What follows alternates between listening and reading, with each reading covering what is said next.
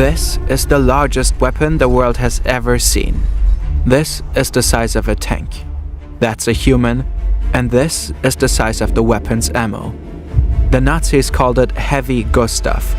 1,350 tons of steel, a 32-meter barrel, and 47 kilometers of shooting range. It took 4,000 workers just to set it up, and another 1,500 soldiers to operate it. We dug deep into the archives to bring you the story of this monstrosity. A megalomaniac weapon commissioned by no other than Adolf Hitler himself. But unlike many of his rather delusional projects, this one was actually brought to life. Heavy Gustav was deployed in battle.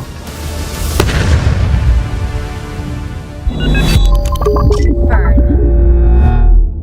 1937. Adolf Hitler is neck-deep in preparations for his war. But one thing is keeping him up at night.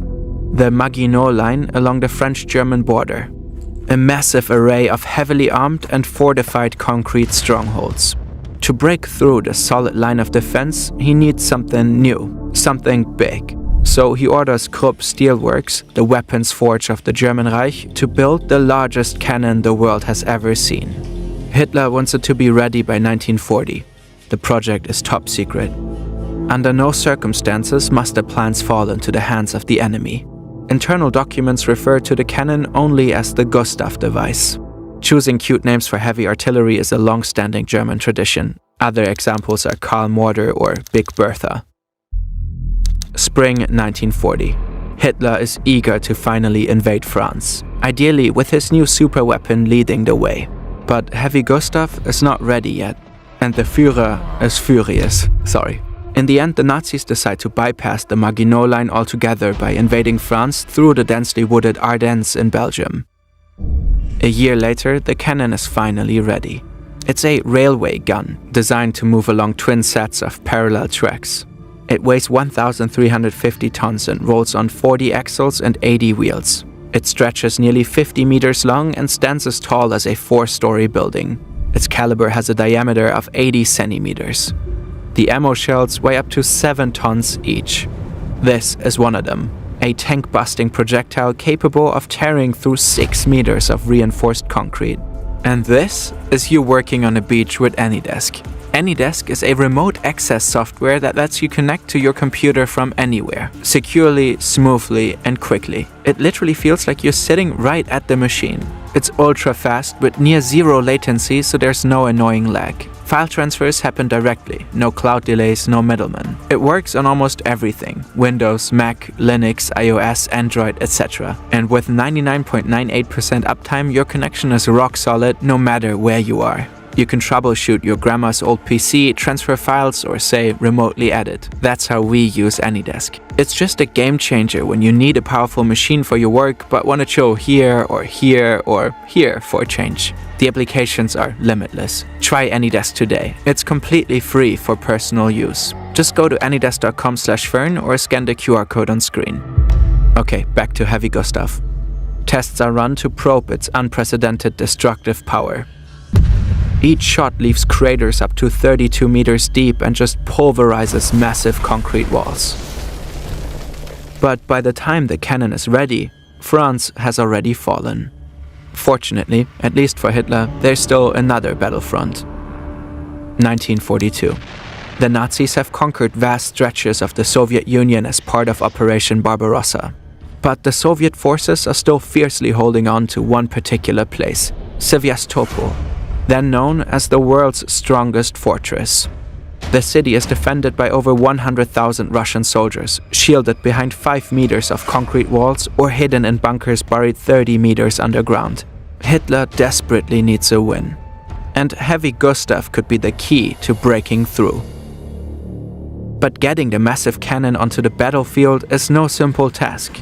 Gustav has to be disassembled, loaded onto 5 separate trains carrying a total of 100 cars, and dragged through Poland. Once it reaches the front, the next challenge is finding the perfect spot to set it up. Reconnaissance planes are sent to scout the ideal firing position. It has to be far enough from enemy artillery to stay out of range. Eventually, they settle on a site about 25 kilometers from Sevastopol. Setting Gustav up is no small feat either. Soldiers have to lay 1,200 meters of railway tracks. And there's a unique challenge, the so-called firing curve.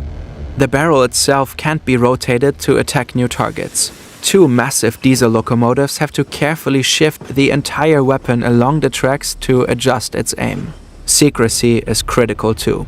Soldiers have to build artificial hills and trenches to camouflage the weapon and keep it hidden from enemies.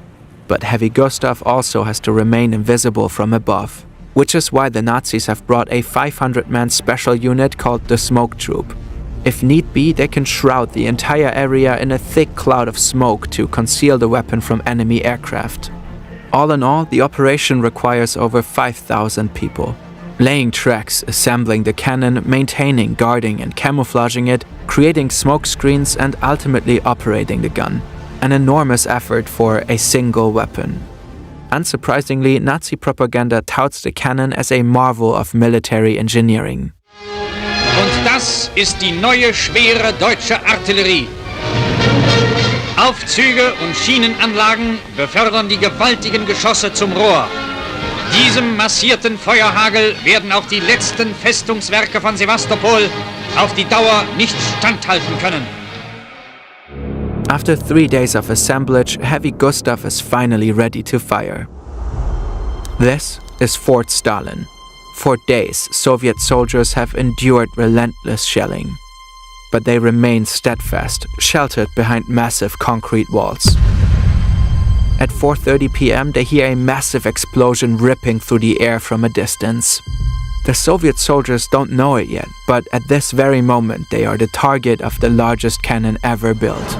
A 7-ton armor-piercing shell is now hurtling toward them, easily capable of blasting through all their defenses.